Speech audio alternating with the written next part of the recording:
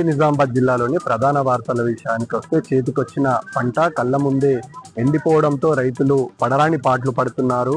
కొన్ని చోట్ల పశువులను మేపుతుంటే మరికొన్ని చోట్ల పంటను దక్కించుకోవడానికి నానా అవస్థలు పడుతున్నారు. ట్యాంకర్ల సహాయంతో వరిని తడపడానికి ప్రయత్నం చేస్తున్నారు. ఒక్కో ట్యాంకర్కు 2,000 నుంచి 4,000 రూపాయలు వెచ్చించి నీరును పారిస్తున్నారు. అయినా ఫలితం లేకుండా పోతుంది. కృత్రిమంగా వాటర్ను పోయడం వల్ల ఎలాంటి ఫలితం లేదని రైతులు ఆవేదన వ్యక్తం చేస్తున్నారు. నెర్రెలు బారినటువంటి వరి కంకులు ఇవాళ తెలంగాణ రాష్ట్ర వ్యాప్తంగా ముఖ్యంగా ఉమ్మడి నిజామాబాద్ జిల్లా వ్యాప్తంగా దరుపల్లి, డిచ్పల్లితో పాటు రామారెడ్డి, కామారెడ్డి మండలాలు, మాచారెడ్డి మండలంలో కొందుర్తి గ్రామంలో ఎక్కడ చూసినా దాదాపుగా ఎండిన పొంటలే కనబడుతున్నాయి. భూగర్భ జలాలు పూర్తి స్థాయిలో అడుగంటడంతో రైతులు ఆవేదన వ్యక్తం చేస్తున్నారు.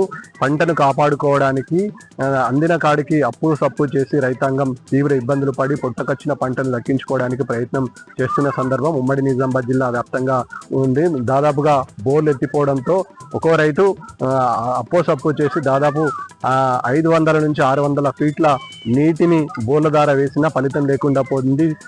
దీన్ని కాపాడుకోవడానికి రైతాంగం అవస్థలు పడుతున్నా ఫలితం లేకుండా పోతుందని రైతులు ఆవేదన వ్యక్తం చేస్తున్నారు. మరికొన్ని చోట్ల పంటలు పొట్టకొచ్చిన పంటలను పశువులను, గొర్రెలను, బర్రెలను మేపుతున్న సందర్భం స్పష్టంగా కనబడుతుంది నిజామాబాద్ జిల్లా వ్యాప్తంగా.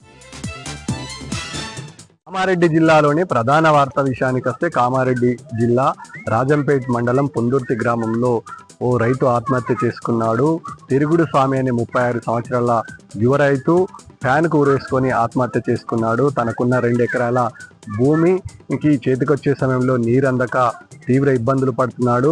తనకున్న 2 బోర్లు ఎత్తిపోవడంతో ఆవేదన వ్యక్తం చేసిన రైతు పొట్ట దశలో నీరందక ఏం చేయాలో దిక్కుతోచని స్థితిలో బలవన్మరణానికి పాల్పడ్డాడు. ఫ్యాన్ కూరేసుకొని ఆత్మహత్య చేసుకున్నాడు. స్వామికి 3 పిల్లలు, 2 ఆడపిల్లలు కాగా ఒక కుమారుడున్నాడు. 4 లక్షల రూపాయలు అప్పయింది.